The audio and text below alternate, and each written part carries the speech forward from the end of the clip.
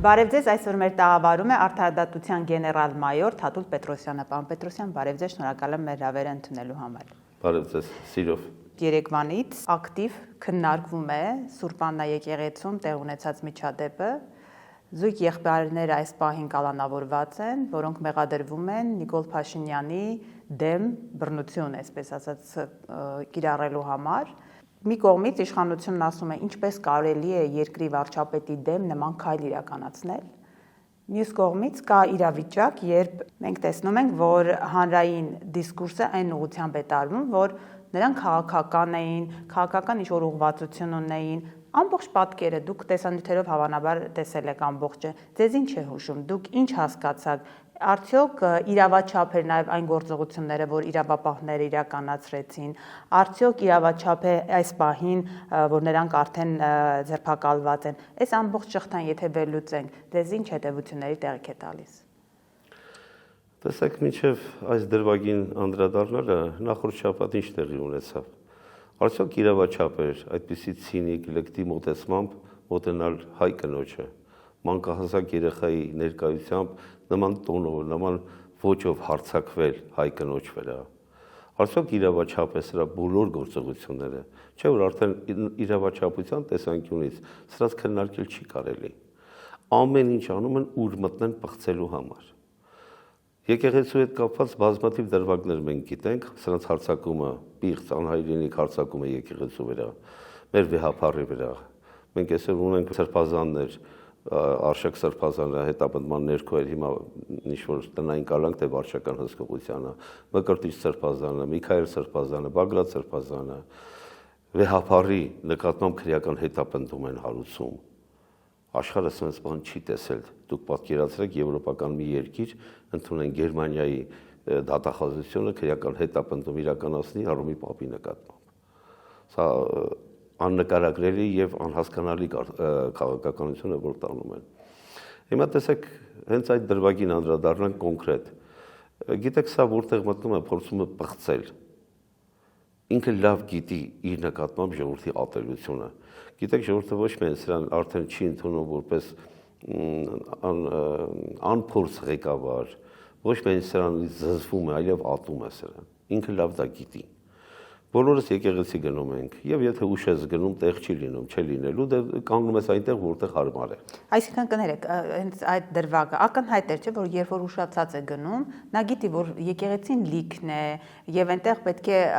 կանոններ եկեղեցում, ինչպես նշեցի, գոյություն ունեն։ Ուրեմն ինչու նախ գնում է, մտնում է, ճեղքելով անցնում է դեպի խորանը, այսինքն հատուկ էր սա դրանք էս իր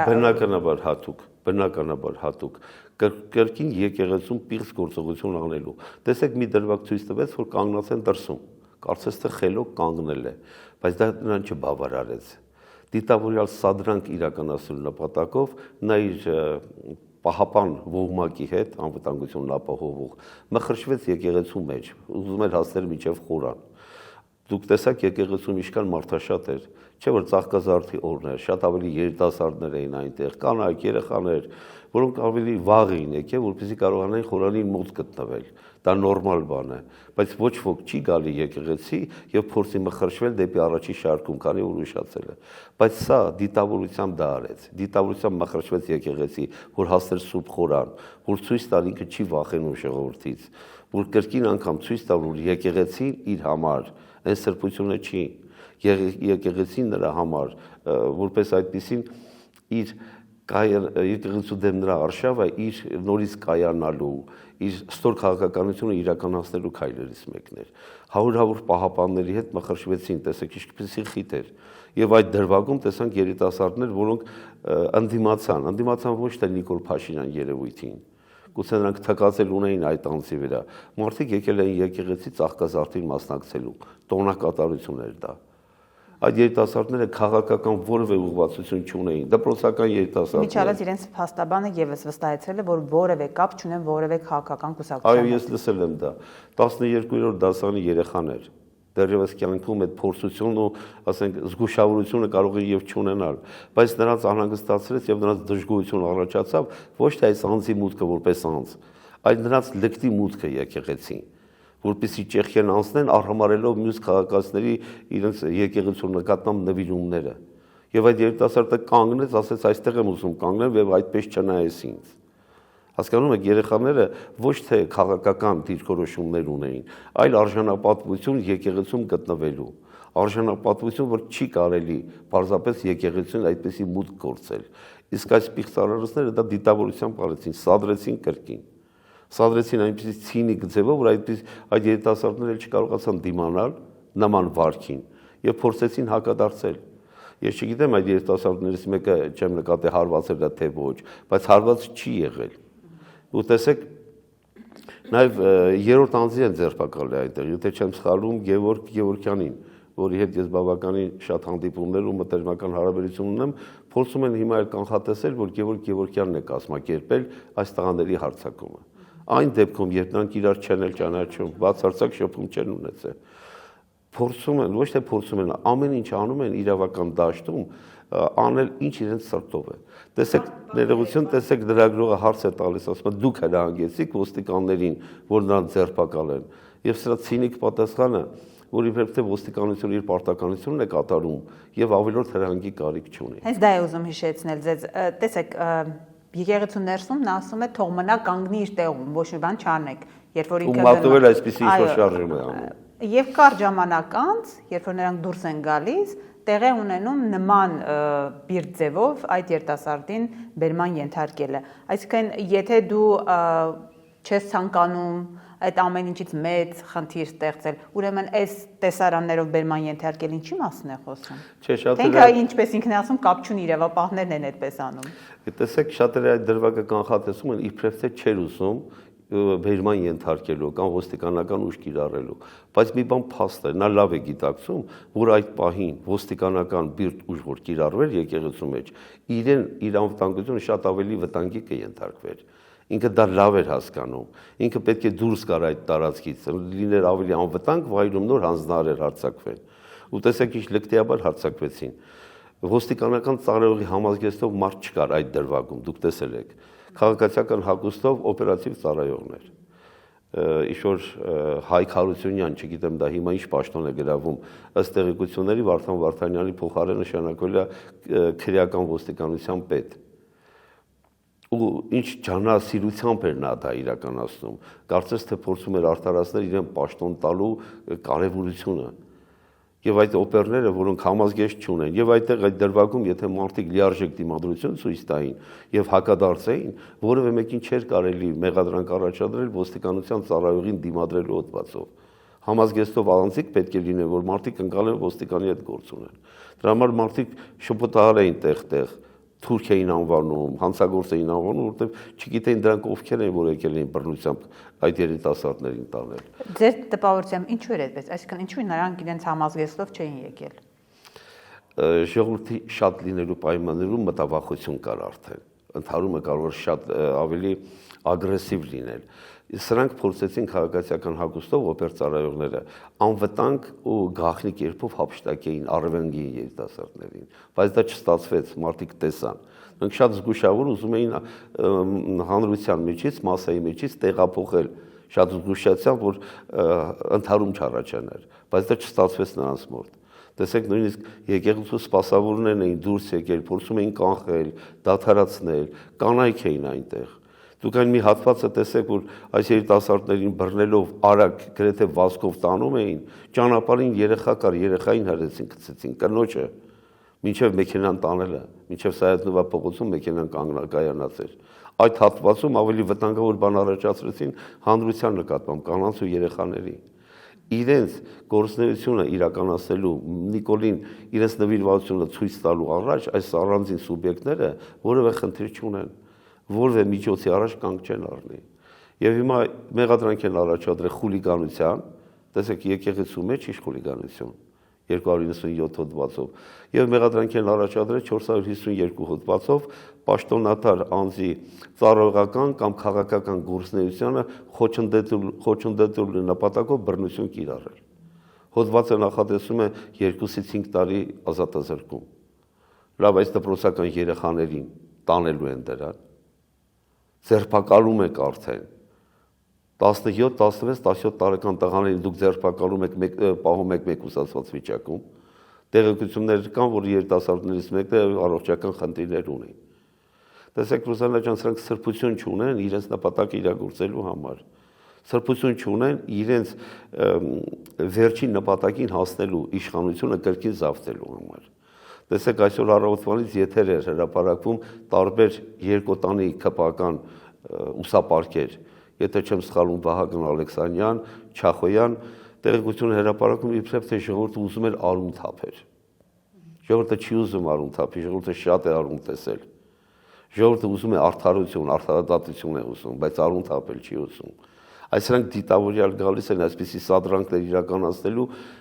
որ իրենք այսպես են ձևակերպում, տեսեք, բացի այդ հայտարարությունից, ասում են անկախ նրանից թե ով է երկրի ղեկավարը, արդյոք դուք արդարացնում եք երկրի ղեկավարի դեմ արած ցանկացած նման արարք։ Այ փաթեթավորում է իշխանության կողմից այսպեսին է, թե կապ չունի երկրի ղեկավարը Փաշինյանն է թե ոչ, երկրի ղեկավարի դեմ նման քայլը ճիշտ տեղ չի տանում։ Դուք տեսեք, հանրությանը պետք է լավ հարց տալ ուղղակի։ Ժողովուրդը սրան ընկալում է որպես երկրի ղեկավար։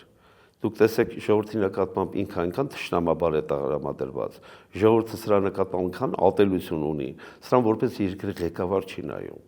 Պատկերացրեք, յուրաքանչյուր քաղաքացի իրեն անձնական թշնամի է համարում, ոչ թե երկրի վարչապետ, այլ անձ, Նիկոլ Փաշինյան անձի նկատմամբ կա ատելություն։ Թշնամի են համարում, թուրքի դրածո են համարում։ Գլոբալ իմաստով երկրի վարչապետ ոչ ոք սրան չի ընդունում։ Հետևաբար այդ ասածները իմաստ չունեն, իմաստազուրկ են դա։ Տեսեք, ինքը շաբաթ-կիրակիները մարզեր է գնում, քարոզարշավ է անում, Երևանում է, այն տեսարանը, որ երևում է, ցույց է տալիս իր լայվերով Նիկոլ Փաշինյանը, ինչ է կարծում, դա արդյոք որոշակի վստահության մասին չի խոսքը։ Բացարձակ վստահություն ես չեմ տեսնում։ Ես բավականին տեղեկացված եմ։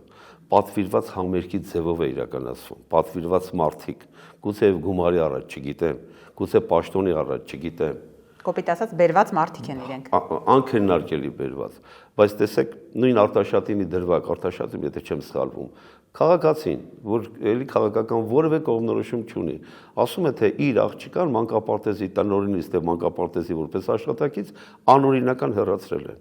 Դուք տեսեք, ինչպեսի վայրենի, աննորմալ, հոգեկան խախտում ունեցող անձի պես հարձակվում այս մարդու վրա։ Մարդը չի ասում պաշտոնի նշանակի, ասում է անօրինական են հեռացրել։ Մարդուն չի կարողանում լսել։ Քաղաքացին հարց է տալիս, ասում է, վերջին հաշվով Արցախը Հայաստան է թե ոչ։ Ընկնում է հոգեխանգարմունքի մեջ։ Քաղաքացին, այսինքն այն քաղաքացիներն են, որոնք իրենց այսպիսի արտահայտություն կա, միշտ չէ որ պատահականությունը պատահական է լինում։ Այսինքն զուգադիպություններ են։ Հարց է տալիս դու ով ես որ վեհապարին ուզում ես պաշտոնից ազատել։ Նա քո նախարարն է։ Հոգեխանգարմունքի մեջ են գնում։ Նույն դրվագը կրկին անդրադառնանք։ Տեսեք, մետրոյի էսկալատորով իջնում է, չէ՞։ Մի 5-6 անգամ բարև ձեզ է ասում։ Դրվագ է, բոլորը դուք որպես լրագրող ավելի ուշադիր եք, քան մենք։ Որևէ մեկը ոչ միայն չի բարևում, այլև իր կողմը չի նայում։ Դրանից վրդովված, կատաղած հանդիպում է մեր արցախցի կնոջը, իր մանկահասակ երեխայի հետ։ Ինչպեսի կատաղությամբ է խոսում այդ տիկնոջ հետ։ Տեսեք, մենք միշտ ասում ենք հերոսները սահմանում են, իհարկե սահմանում են։ Հերոսները մեր զինվորներն են, իհարկե մեր զինվորներն են։ Բայց այսպիսի իրավիճակում տեսեք ինչ հերոսության հատկանիշ ունեցող կնոջ հետ գործ ունեցավ, որը երբեք չէր կանխատեսում։ Սա է դրվագը, սա այս շոուները, գիտեք, ինքը իրենք ունեն քաղտեխնոլոգներ, ես չգիտեմ ովքեր են, գուցե Թուրքիայից են, գուցե Եվրոպայից, բայց այս քաղաքականությունը, որ իրականացնում է, փորձում է այն ցածր ինտելեկտ ունեցող մասային կրկին անգամ ցույց տալ իր կուկուրուզ ուտելը, իր բերաշկի ուտելը, կներեք այս բառապաշարը, որ օգտագործում եմ, որ ես ձեզնից մեկն եմ, ընդունեք ինձ։ Կարծես թե ծնկաչոք կրկին ուզում է բացատրել, որ ես հասարակ քաղաքացի եմ, չեմ մսխի պետության բյուջեն, չեմ թալանե, 3.5 միլիարդից հիմա 4.5 միլիարդ է բաժանում, բայց ընտրում է փողոցներով ցույց տալիս, որ ես ձեր հավասար ինչ-որ մեկն եմ։ Այսինքն 18 թվականին Նիկոլ Փաշինյանն է ուզում նորից վերակերտել։ Նորից այո ուզում է, եթե հնարավորություն լիներ, նորից մուրուքեր կթողեր։ Եթե հնարավորություն լիներ, ձեռնակապ կաներ, ձեռնակապի վրա մի արյան կետ կնկարեր, որ մարդիկ տեսնեին խղճային, գնահատեին ինչպեսի հայրենանվեր սուբյեկտ է։ Եվ հիմա այսօր թե երեք լայվ է մտնում եւ պատերազմի մասին է խոսում, որ իբրև թե Ռոբերտ Քոչարյան, Սամվել Կարապետյան, Եռագլուխ պատերազմ է կոչվում։ Ծառուկյան եռագլուխ պատերազմ։ Քանի պատերազմ բերեց ժողովրդին։ 5000-ից ավելի զոհեր, սեպտեմբերյան պատերազմ 22 թվականի 207, եթե չեմ սխալվում։ Եվ հետևաբար, տեսեք, թեմայից ոչ թե շրջանցում եմ, այլ սրա հետագա քաղաքականությունն եմ ուզում նաև հանրությունը ընկալի։ Տեսեք, սեպտեմբերին լինելու պատերազմ, չէ, հայտարարեց։ Աղետաբեր պատերազմ։ Մյուսները կան, մյուսները նկատի ունի Կարապետյան, Քոչարյան, Այլ ուժեր ընդունենք, արմատական ընդդիմադիր։ Լինելու է պատերազմ, ընդ որում կոնկրետ ժամանակ է ասում, այդ հենց ժամանակն է շատ հետաքրքիր, ասենք առանց հիմքի պատերազմ չի լինում։ Այսինքն այդ ինչ հիմքեր կան, ինչն է պատճառը, որ կոնկրետ ժամանակով ասում է սեպտեմբերին։ Իհարկե նա պարզաբանում ասում է նրանց խոսույթն է թելադրում, բայց հազիվ թե խոսույթը ինչ որ կոնկրետ ժամկետով պատերազմի բերի։ Նախ խոսույթը ընդդիմադիր ուժերի յուրաքանչյուրի, բոլորի հետ ես շփվում եմ, որևէ մեկի խոսույթի մեջ պատերազմ չկա։ Ընդհակառակը, բոլորն էլ ասում են, որ խաղաղություն է լինելու, Նիկոլը լինելու պայմաններում պատերազմ կլինի։ Շատերը չեն նկատել, ես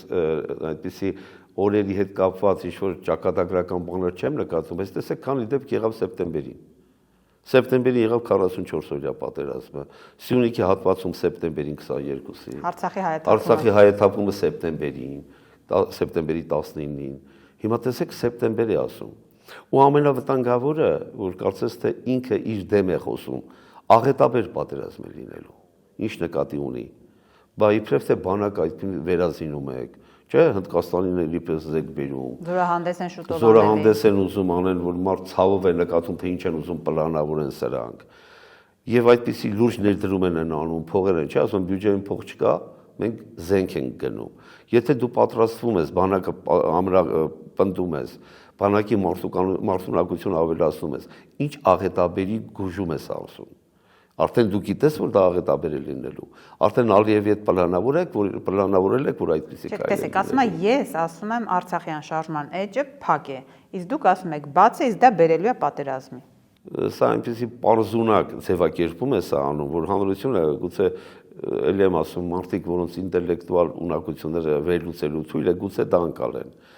Բայց տեսեք, պատերազմ բերել հասկացությունը, կրկնում եմ, ընդդիմադիր շարժումները ոչ մեկ դա չի ասում։ Պատերազմն ինքն է բերել եւ ինքը էլի է բերելու։ Նույնիսկ դուք տեսեք, հիմա խաղաղության նույն պատերազմի մասին է խոսքը, թեմայից ես չեմ շեղվում։ Խաղաղություն է խոսում, խաղաղության համաձայնագիր, Ալիևի վերջի հայտարարությունները երկու կարևոր հայտարարություն արեց։ Առաջինը նա թքած ունի Հայաստանի իշխանության վրա եւ Հայաստանի օդային տարածք օգտագործում է առանց Հայաստանի թույլտվությունը կամ համաձայնությունը ստանալու։ Ասեցին դա վաղուց հայտարարություն է։ Բաղձարված չի, դա արել ընդամենը 10 օր թե մեկ շաբաթ առաջ։ Եվ երկրորդը, ասես կարող ենք ստորագրել խաղաղության համաձայնագիրը, բայց ով ասեց, որ 6 ամիս հետո պատերազմ չի լինի։ Պատկերացնում եք, սրանք սինխրոն են գործում։ Ես նույնիսկ կարծիք ունեմ, որ շատ հնարավոր է ընտրություններից մի քանի օր առաջ բերեն ժողովրդին, այսպեսի ասած, ժողովրդի աչքին փոշի ցանելու իմաստով նաև բերեն խաղաղության համաձայնագիր ստորագրեն Ալիևի հետ։ Որ ժողովուրդը ասի, տեսեք, խաղաղություն եղավ։ Նույնիսկ դա եմ կանխատեսում,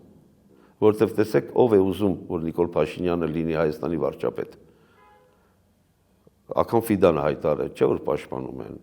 Եվրոպան է, չէ՞ հայտարարում, Միացյալ Նահանգները հայտարարում, Ադրբեջանի բլոգերները, որոնք չգիտեմ ինչի, նաև ինչ-որ հետևորդներ ունեն Հայաստանում, քարոզում են Նիկոլին վերարտադրվելու հարցը, քարոզում են ի օգուտ Նիկոլի քվեարկել։ Այս սրանք են ուզում, որոնք Հայաստանի կործանմանն են նախատեսվում։ Իդեպ, քանի որ Արցախից խոսեցինք, պարոն Պետրոսյան, վերջի մի թարմ հայտարարությունը եւս անդրադառնանք, Փաշինյանը ասում է, որ արցախցիները չեն կռվել եւ ինքը պատրաստ է նույնիսկ թվեր հրապարակել հարմար պահի։ Իդեպ ավելի վաղ նաեւ Ալեն Սիմոնյանն էր ասել, որ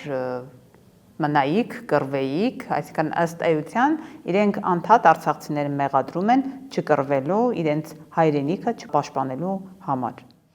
Տեսեք, սա եւս այդ քայլերից մեկն է, որ հանրությանը սկսեցին կիսել իրարից սև ու սպիտակների, փոխադարձ ատելություն, թշնամություն ձևավորել։ Հիմա այս խոսիթը նորից մտցնում են, որ իբրև թե Հայաստանի բնակիչներն են, մեր երիտասարդները գնացել են Արցախում կռվելու, իսկ արցախցիները փախել են։ Նման ստոր ձևակերպում, անբարո ձևակերպում։ Ես կանխատեսում եմ, բայց կա ստորության գերադրական աստիճան, որ սրանք իրագործում են։ Արցախցին 9 ամիս սոված մնաց։ Երեխաները ծնողների աչքի առաջ սովամահ էին լինում։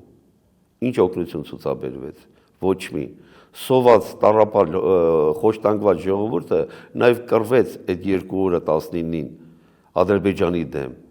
Եվ սա ինչ հայտարարեց, որ Հայաստանը չի մտնի այդ պատերազմի մեջ, միայնակ թողեց։ Հանրությունը շատ դեպքերում մոռանում է, արցախցին սովամահության մեջ գտնվելով արդեն ոչնչացման սպառնալիքի եզրին, Արարատ Միրզոյան կա գործակալ սուբյեկտը Օմեգան, ՄԱԿ-ի բարձր ամբիոնից ասում է, որ Հայաստանում արցախցիների սպառնալիքներ կան կյանքի եւ մահվան առումով, սա ելույթ է ունենում, որ արցախցիների նկատմամբ որևէ սպառնալիքներ չկա։ Սա կրկին թշնամություն ստեղծելու մասին է։ Հիմա հանրությունը շատ լավ հասկանում է, ոչ թե Հայաստանն էր Արցախի անվտանգության երաշխավոր, այլ Արցախն էր Հայաստանի անվտանգության երաշխավոր։ Հիմա Արցախ չկա, Հայաստանի որ սահմանում է խաղաղ։ Ասում է թե զինվոր չեն մահանում։ Այո, ասում են 1 տարուց ավել զինվոր չի մահացել։ Չի մահանում, որտեղ Ադրբեջանը ինչ ուզում անում է Հայաստանի հետ։ Բայց Հայաստանի զինվորի պարտականությունը ո՞րն է։ Պաշտպանել երկրի սահմանները, չէ։ Եթե չի պաշտպանում Հայաստանի զինվորը, Ադրբեջանը ինչի պետք է կրակի։ Ինչի ավելորդ վտանգի ենթարկի նույնիսկ զինվորին, չէ, գումարներ ծախսի։ Ինչ ուզում է Հայաստանից տալիս են։ Ասում են մենք ոչ մի բան չենք զիջել, ինչ ենք զիջել որ։ Նախ զիջեցին Տաուշի հետ կապված սահմանագծման, սահմանազատման առումով։ Դուք լավ չհիշեք իրանցի հատվածում ասում են 800 հեկտար հող ենք տալու։ Տվեց։ Պարիս պես արկե թե ծառերը պետք է ապահովեն դպրոցականների անվտանգությունը։ Այս շարունակությունը լինելու է։ Նույն Սյունիքի մարզում ինչ եղավ Իշխանասարի հատվածում, Սևլեչի հատվածում, Սյունիքի առավել հատվածի Կապանի հատվածում ինչքան առաջ եկան, ու զորքերը հետ նահանջ ինքը հրաման տվեց։ Եվ հետագա տեսեք սա վերարտադրությունը ինչ է նաև Ալիևի սրտով, որովհետև Ալիևը չի ուզում պատերազմ, ուզում է ստանա ամեն ինչ առանց պատերազմի։ Հետագա սահմանագծումը ինչի չեն իրականացնում, ինչքան ժամանակ է, չէ, հարցեր տալիս են լրագրողները։ Դե իբրև թե Տաուշից հիմա սկսելու են դեպի իջնեն Սյունիք։ Մի տարի ավել է որևէ բան արտահայտարարել են այդ առումով։ Ոչ մի գործողություն, չէ, ինչի չեն անում։ Այդ հատվածներում են տալու, բայց հիմա ուզում են վերարտադրվել ու տեսեք ուզում է սահմանադրական մեծամասնություն ունենա, որ կարողանա հողային տարածքները հանգիստ զիջել։ Եվ հիմա սահմանագծում չեն անում, սպասում են սրա վերարտադրությանը, որից հետո համոզված եղեք։ Եվ սահմանադրությունը փոխելու հետ կապված ինքը խնդիր ունի։ Դրա համար իրեն պետք է սահմանադրական մեծամասնություն ունենալ։ Միշտ բարբերաբար դա է, չէ՞, ասում է ինձ պետք է սահմանադրական մեծամասնություն ունենամ ազգային ժողովում, եւ դրան զուգահեռ հանրաքվե պետք է արվի սահմանադրությունը փոխելու հետ կապված։ Այստեղ ինքը բավականին մեծ խնդիրներ ունի, հավանաբար դա է պատճառը, որ ուզում է այս շատ ձայներ ստանա։ Շատ ձայներ ստանալու հետ մեկտեղ, տեսեք, սահմանադրական մեծամասնություն ուզենալը սրա մոտ։ Տեսեք, սահմանադրության քանի հոդված փոխեցին։ Սահմանադրության մեջ կա 3 խումբ հոդվածներ, անփոխարինելի հոդվածներ, որոնք